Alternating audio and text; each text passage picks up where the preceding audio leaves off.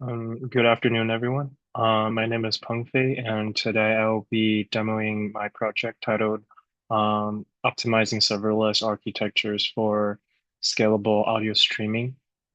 So this project itself is focusing on how serverless technologies can help address, key challenges that we're facing today in audio streaming, such as, scalability issues, cost efficiency, and also latency. And we're particularly emphasizing on applications like Alexa skills.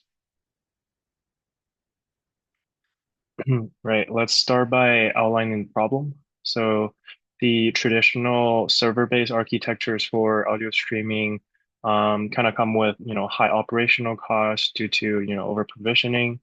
And as you can imagine, the traditional system also struggles with, increased latency during peak loads, and also at the same time, it requires, significant effort to maintain and also deploy updates. And these issues actually make scaling audio streaming systems quite challenging and also at the same time pretty costly. And the overall goals or objectives of this project was to basically build a backend for audio streaming services or systems that could dynamically, scale with demand and different strategies to basically minimize latency for a seamless user experience. And at the same time, it will reduce the infrastructure costs. And also at the same time, it will simplify maintainability using automated CI/CD pipelines.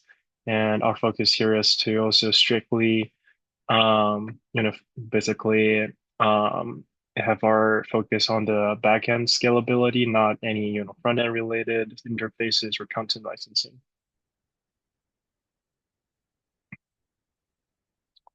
Right, moving on to the proposed solutions architecture. So the solution actually leverages a serverless architecture with AWS Lambda at its core. So client-side requests are being routed through API gateway service to Lambda functions, and the Lambda function will basically provide the ability to, scale automatically to handle different loads of traffic, and at the same time, as you can imagine, metadata, this part of the data is actually stored in DynamoDB, and audio files are being hosted on Amazon S3, which is a backend data store. And as you can imagine, this kind of approach will help reduce costs, first of all, and then it will help also to scale effortlessly. And at the same time, it will eliminate server-side, maintenance overhead and will basically provide a pretty straightforward maintenance process for different system engineers. Right, moving on to tools and technologies. So as I've mentioned, we're utilizing AWS Lambda for compute and API gateway service for routing requests, and at the same time, DynamoDB and S3 for data storage and backend database. And specifically, I wanted to point out that here we're using S3 to host the audio file. And so, in other words, we're basically storing all the audio content onto S3, which is a rather cheap data store for a system or for basically a service to consume.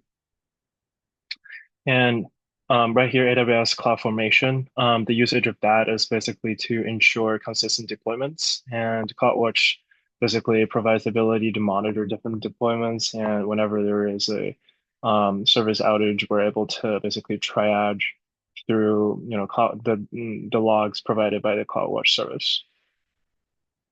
And as you can imagine, to streamline updates, we're also integrating, the code pipeline provided by AWS to achieve a CI/CD pipeline within our service.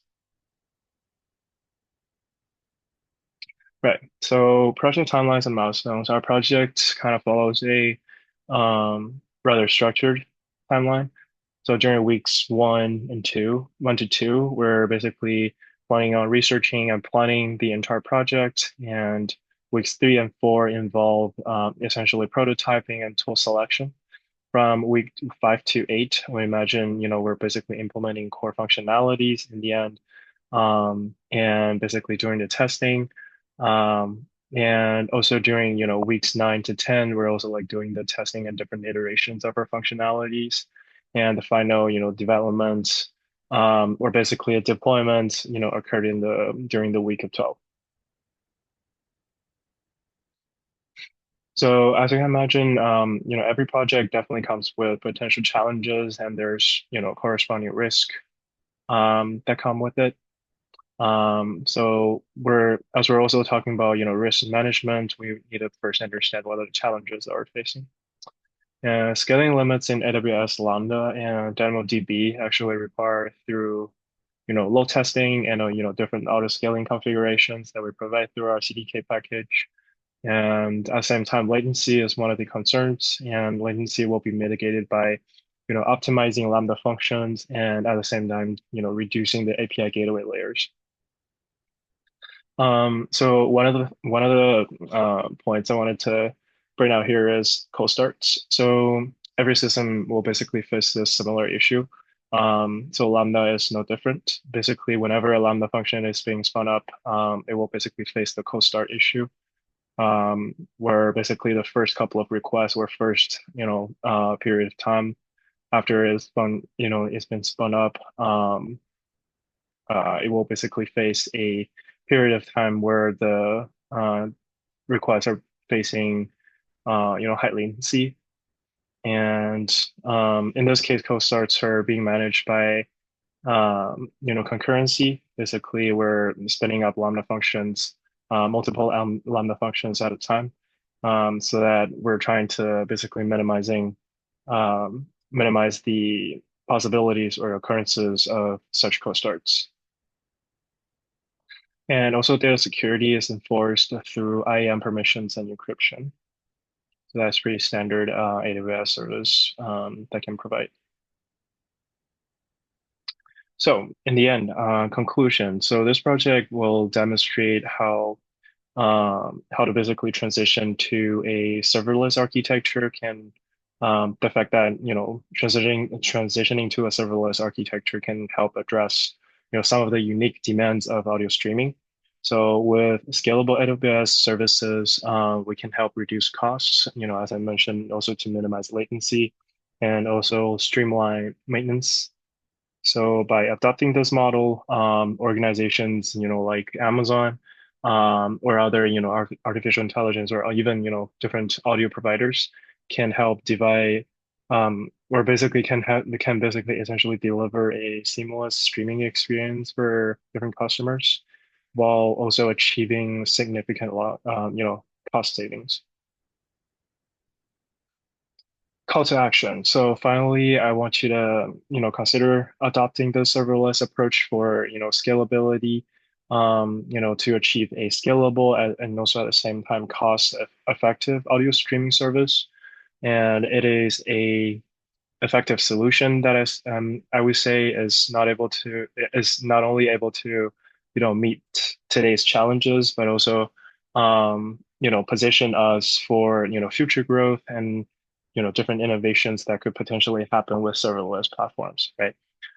So yeah, that is the end of my presentation. I want to say thank you, and